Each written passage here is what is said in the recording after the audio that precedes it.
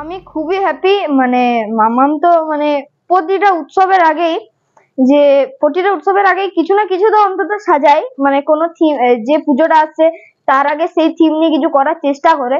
তো আমি মাম্মাকে বলেছিলাম আমার উপরেও খেলবো, কোনো যদি মেকআপ করা যায় আমার উপরে করে দেখো। তো আমি আজকে রামচন্দ্র সেজে আমি খুবই হ্যাপি। আমি ক্লাস 4-এ পড়ি, বিবেকানন্দ মিশন বিদ্যাপীঠ, আয়ুষ্মান বিশ্বাস। এই চিন্তা ভাবনাটা আমি মাঝে মধ্যে এরকম কাজ করি। এর আগেও আপনারা দেখেছেন যে আলু দিয়ে আলুর তারামা বানিয়েছি, বেগুনের শিবলিঙ্গ বানিয়েছি। তো সেই থেকেই আমার এইসব চিন্তা ভাবনা থাকে যে বাড়িতে যেটুকু ফাঁকা টাইম থাকে কিছু না কিছু বানাই।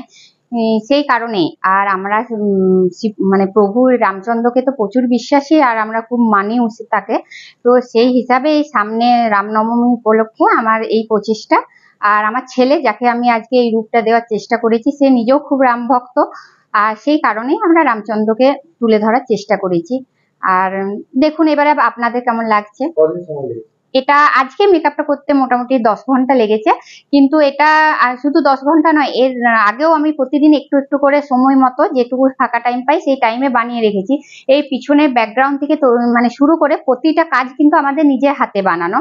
এই পিছনটা শোলা দিয়ে বানানো হয়েছে।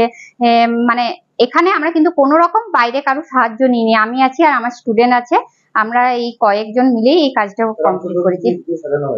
এটাতে ফেব্রিক আছে, একটু আটা আছে, শ্যাডো আছে, যেরকম মানে সাজার সামগ্রী আছে, এমনকি জুয়েলারি কয়েকটা আমরা নিজে হাতে বানিয়ে পুরো কাজটাই নিজে হাতে করার চেষ্টা করেছি, যাতে এক্সট্রা কোনো এই ব্যাপারে কোনো টাকা, বেশি এক্সট্রা টাকা না লাগে। যেগুলো ঘরোয়া জিনিস থাকে মোটামুটি সবার বাড়িতে, সেই রকম জিনিস দিয়ে সাজানোটা করেছি যাতে এক্সট্রা খরচাও এই ক্ষেত্রে না হয়।